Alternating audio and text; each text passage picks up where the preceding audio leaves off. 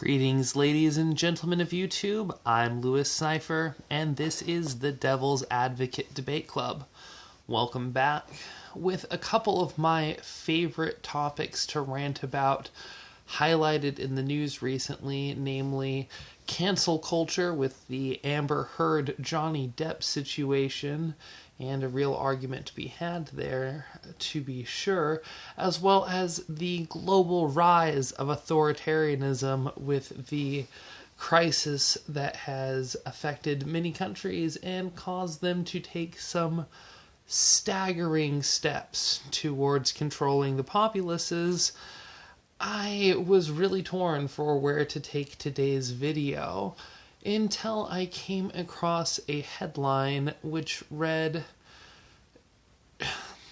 "Should it be considered rape to kill female players in online gaming?" All right, not should it be considered. I think the headline just read, "Is it rape to kill female players in online gaming?" And since the other two topics are ones I've tackled to death or further on this channel, I think we've found a dead horse fresh for the beating in moral absolutism. So let's get started. I've got a few examples of what I mean by moral absolutism, but why is this important? Well, it's impossible to have a conversation with someone whose starting point is so far from your own as to be alien or incomprehensible. What I mean by that is there are certainly times when we can work towards a middle ground, but not if we are taking an absolutist point. Let's look at a hot button issue, abortion. So, if you come up to me and you tell me that you're deeply religious and that your religion bans abortions, you're morally against it on every level, and you believe that it's the taking of a human life, that's something that I can understand. That's a conversation to be had, regardless of whether I agree with you on every level. However, if you say that abortion is murder and that women who've had abortion should have their children taken away from them or should be jailed and charged as such with one of the most heinous crimes on the books, well, you've taken things to an absolutist point where there's little to no point in arguing with you because your perspective is, in my opinion, so vastly skewed. Taken to the extreme on the other side, we have people who use abortion as contraception, who argue for abortions for women's mental health after the birth of a baby, which is basically baby murder, and who throw abortion parties, actually celebrating what should in any case be a rather serious act, at least from my moral standpoint. So I certainly think that there are people on both sides that it's impossible to have a rational conversation with where you work towards any sort of middle ground, and that hopefully they will at some point see the error in their ways. One of my favorite authors, despite the fact that I disagree with him politically on many terms, is Kurt Vonnegut Jr., and he once wrote that you should never argue with someone who is absolutely sure of themselves, or something along those lines, and it's a sentiment that I completely agree with. That's what it was. Never argue with someone who knows that they're right. So, while I definitely feel very strongly about certain topics, I try very, very hard to see things from both sides. We can't know everything, whether it's because we are not God and only God has that purview, or simply because the universe is too large and complex a place for us to ever fully understand. It is pretty silly to be absolutely sure of yourself in very much of anything outside of just very basic facts. Let's move on to the next topic, which would be global warming. Now, the absolutists on one side of this are the Thunbergers, Greta's folks, who go around stating that within 10 years or 12 years or however many years they're trying to say it is now, we will have done irreparable global harm to the planet and that we won't be able to go back, that it's a disaster and that we need to stop all carbon emissions right now. Just cut it all off. Don't worry about trade lines or global economics. It needs to be shut down. And then on the other side, you have people who basically say that there's no evidence that humans are having an impact on the global heating, that we're just in some natural cycle and we all need to calm down and enjoy our SUVs. Personally, I think that there are emerging technologies that are very, very infrequently talked about by either side. One, because it would reduce their levels of panic, and the others because they don't believe it's an issue to begin with. But I believe that a lot of these technologies will likely solve, or at the very least, severely mitigate this issue in the future.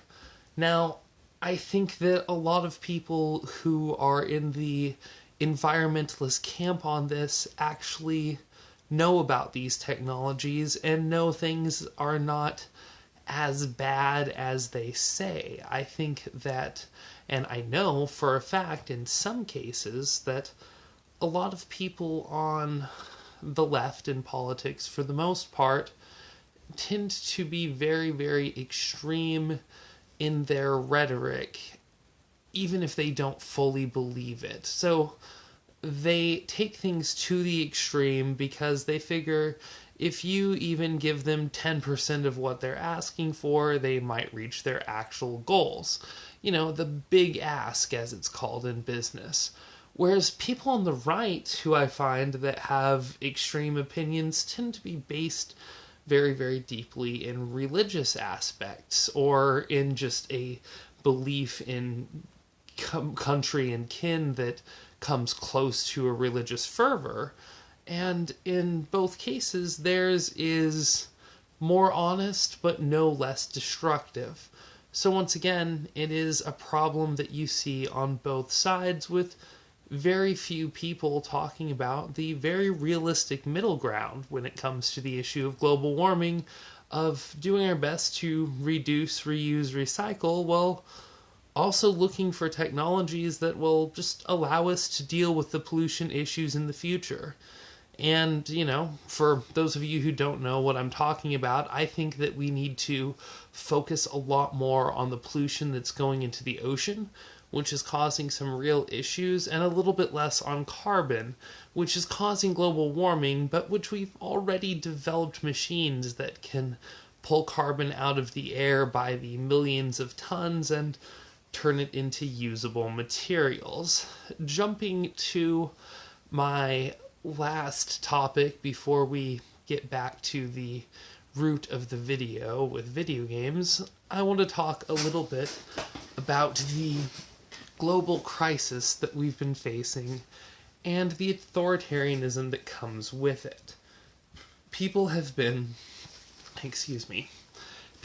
locked in their homes. There has been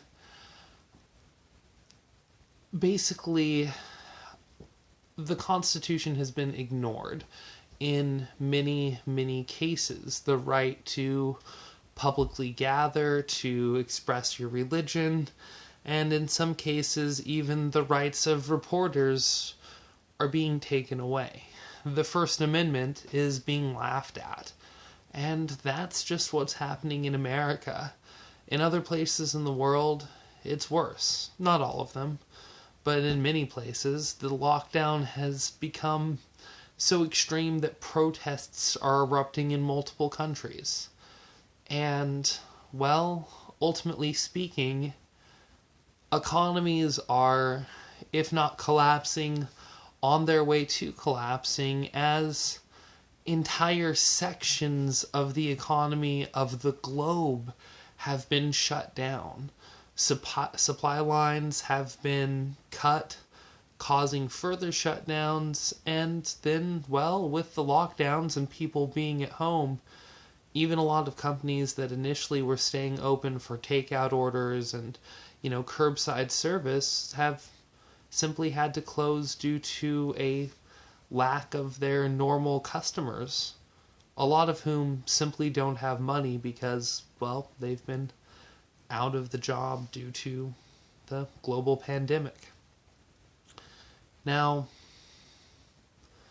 there's a lot of different stories going around about how deadly exactly this virus is, and about what the death toll will be, and about whether the virus was more or less deadly than we initially thought, and whether we flattened the curve with, our prompt action, or whether it's going to get really bad. And only time and a lot of research, which may or may not even happen, will give us these answers. What we do know right now is that lots of people are out of work. We know that suicide rates are on the rise. And it'll be interesting looking back to see approximately how many people we saved with this quarantine and how many people we put into absolute financial ruin. It'll be something worth looking at to see the number of lives that the quarantine saved compared to the increase in suicide rates that we're already seeing. Because I don't know about you, but I know I personally would rather die fighting a virus than having so much taken from my life that I just give up. Now, personally, for me, things have been going pretty well. I got a job shortly before this situation that hasn't shut down, so things are looking up for me. I'm not speaking personally when I talk about this, but with an empathy for the people that in my working from home call center job I do talk to every day who've been affected.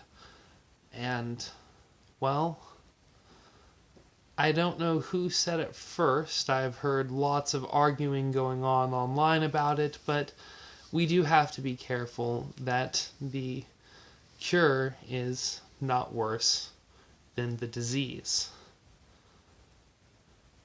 However, the absolutism on this one goes deep as well, with some people arguing that we need to quarantine everything off and on for 2 years, do everything we can to halt the virus no matter what, and other people arguing that the quarantine was silly, that the virus isn't any deadlier than the flu, and that we need to open things back up. And, well, some reports are coming out saying that this particular bug isn't any more deadly than the flu. It does have a higher hospitalization rate and a higher spread rate, which makes it worse than the flu, if not deadlier per se. So I do think that some sort of global response was merited. I forget which country it is, but there's one that I'll be keeping very close watch on that quarantined high-risk people, so people with pre-existing conditions and old people basically, and let everyone else keep working rather than shutting down entire sections of the economy. That kind of middle ground approach is something that I think we need to think about a lot more, rather than arguing whether the quarantines were just completely authoritarian nightmares that never should have been considered and were completely unnecessary, or that they aren't going far enough, weren't started early enough, and need to go on for at least 2 years. Again, we see a lot of absolutism from both sides on this topic, and personally, I think it's ridiculous and that it needs to stop. Fortunately, in this case, we are given many dozens, maybe hundreds of different models of responses of how different countries, states, and even counties and individual cities are dealing with this crisis, which I'm sure will be analyzed for years, if not decades to come, and is, if we actually learn what we should from it, going to give us a much better idea of how to deal with this sort of situation in the future, now that we have the kind of recording technology that we do to really get the right numbers to know what we're talking about. The last time we faced a global pandemic of this scale, we simply didn't have the technology to record all of the information that we would need to form the proper response that we're just now learning how to do. Anyway, I've rambled about that particular subject enough. Let's get back around to what started this rant off in the first place. Should it be considered rape to kill female players in online gaming? No, absolutely not, and it is incredibly offensive to say so. But where does this rhetoric come from? Well, more logically and fairly recently, I've seen the argument that it should be considered a hate crime when people in the game Red Dead Redemption 2, I believe it was, were doing horrible, horrible things to the suffragettes, dragging them behind horses, getting them eaten by crocodiles, really terrible and hilarious stuff. And, well, I can see the logic there. While what's being done isn't a crime, there are some arguments that potentially it could be a call to violence in some of the videos, so perhaps incitement charges, and if it were to somehow be registered as a crime, in some of these cases it probably was hateful. Now, Cartman argues that all crimes are hate crimes, an argument that I've always liked, but I can at least see where they're coming from with the argument that doing horrible things to women in a video game unnecessarily outside of the script of the game just for your own amusement could in fact be considered a hate crime. However, there is no logical, rational argument to consider it rape to kill a female player in online gaming. Worse than this, think about what would happen at the tournaments when all of a sudden male players could not kill female players without it be considered rape and them being socially ostracized, thus letting women win, which would then really have a horrible effect on the industry and would indicate that these players thought that girls needed the leg up, which is horribly sexist and insulting.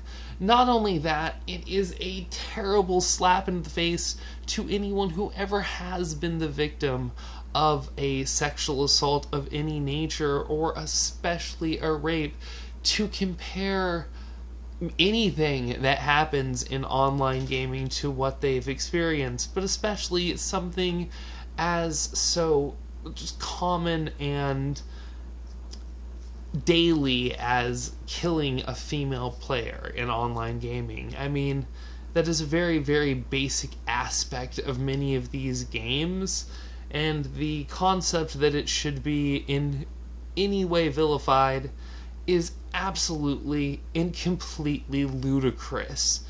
If you read that headline or anything like it and thought, yeah, that makes sense, you seriously need to stop and reevaluate where your morals are at. At least, that's my opinion. Now, I know I can have some extreme views, and I do try and understand both sides. But what I've come to understand is that most of my views tend to be fairly moderate in some ways, and tend to piss off both sides because lots of people come from extreme perspectives. Moral absolutism. So, the next time you think about a subject that is important to you, the next time you think about something that you're absolutely sure of, that you are 100% sure that your opinion could never change on, look at the other side and really try to understand where they're coming from. Maybe not the people who are taking the absolute opposite stance and are looking at it from their own absolutist perspective, but find the people in the middle who are trying to find compromises and, well, see where they're coming from. Because at some point, we all need to bring this together. But hey, that's just my opinion. Let me know what you think in the comments down below.